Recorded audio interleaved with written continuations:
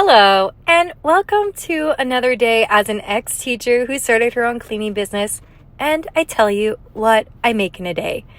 All right, don't forget to find the duck. The duck is secretly hidden somewhere in this video. If you find her, you need to put it in the comments. All right, I'm at my second home of the day.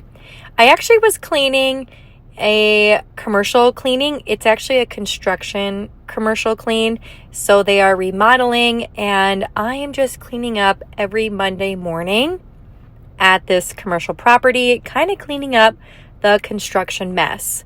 So some Mondays might be better than the others. It just depends. I just have a flat rate and I clean up there's like 60 beds. So it's beds and floors that I need to clean, and garbage cans, just kind of get the dust surfaces, all those things, kind of get that place cleaned up so when people come in, it is not filled with dust. They do the best they can to kind of control the dust, but you know how it is with construction, it's out of control.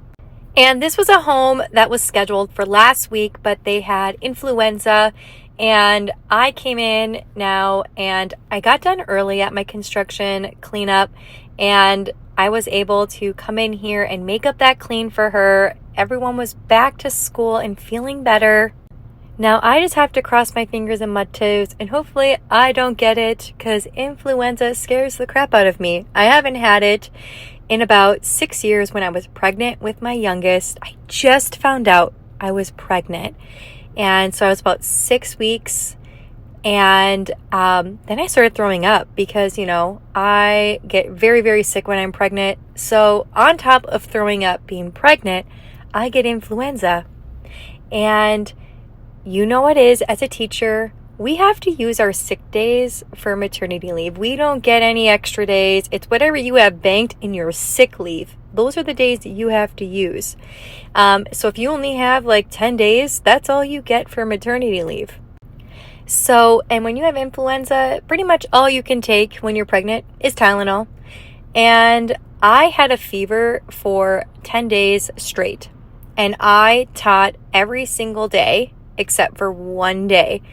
I would send my kids off to music or gym. I would shut the door, shut the lights off, and I would literally curl up in a ball, lay in a corner, and try to sleep for like 30 minutes, or at least rest my eyes, because I knew I was pregnant and I needed that sick time. Now, granted, this was back in 2019 before COVID and all the things where, God forbid, if you were sick and you went into a public building. And as teachers, it was way more work to do sub-plans than it was just to come in and battle through your sickness. But again, that was like the sickest I've ever been. It was terrible. But I haven't had it since then, knock on wood. And I do have to say that I think that my elderberry that I make and my fire cider, my dynamic duo, is a big reason why I have been staying very healthy throughout all of these years. But whenever somebody tells me whether it's the flu or influenza is in their house and I'm going to clean, it does make me a little nervous, because, granted, when I don't work, like I said before, I don't get paid. So if I'm down for the count, that ain't good. That's not good for my family, and it's not good for my job.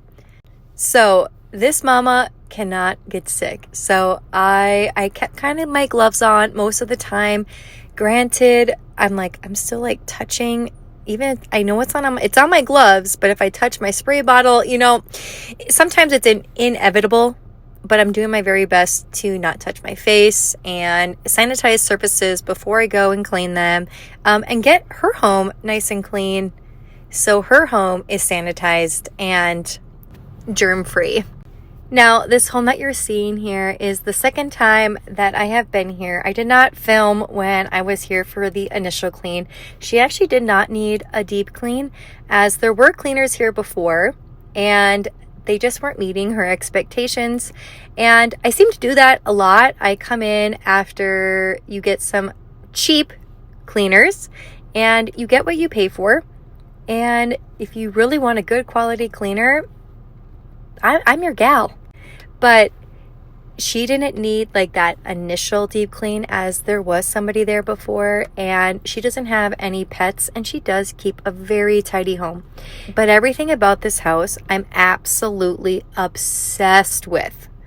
Everything, to her design, her decorations, the layout, everything is absolutely perfection. I actually would love to buy this home.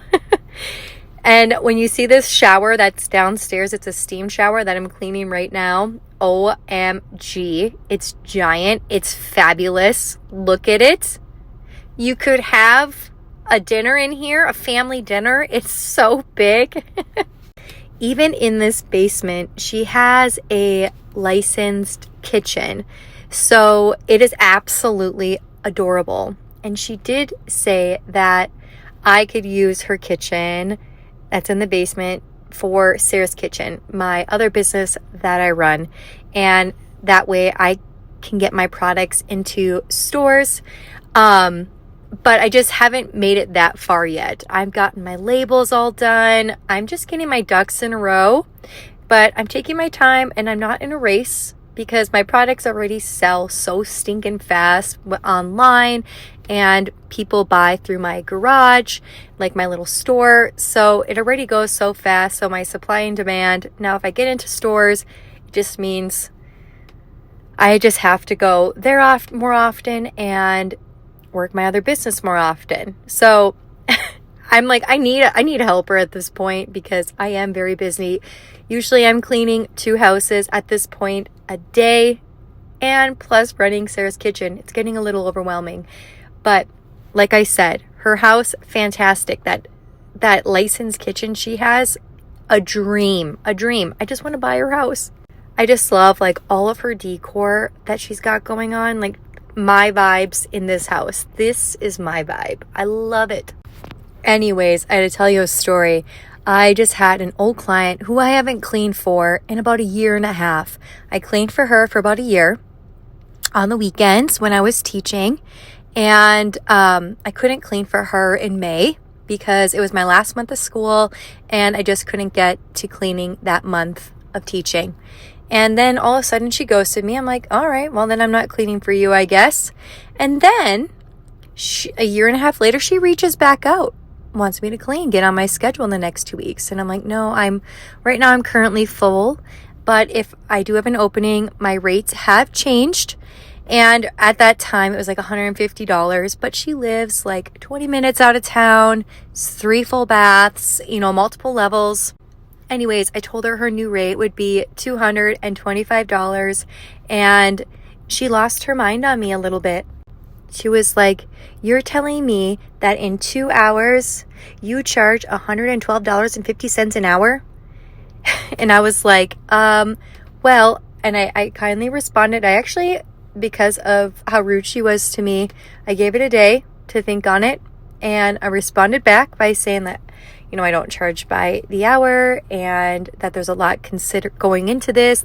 Back then, that was more of my extra income on the side gig. Now I am fully licensed and insured. This is my full-time job. And because of my wait list and the demand for my services, and that this would be her new price. And I said, I thank you for your services in the past. And if a spot opens, I will let you know. But just one of my biggest pet peeves is when people get to tell you what you get paid per hour. And it just absolutely drives me bananas. It's just that it feels like I'm being looked down at, that I am like some sort of maid, and my services should never be paid more than what you get paid. I physically can't work an 8-hour day, just can't. I don't get any benefits or health insurance, sick days, vacation days, or anything like that. So I do have to plan and price accordingly. All right, enough with my rant. On my first commercial clean, I made $400. And on this clean, I made $325.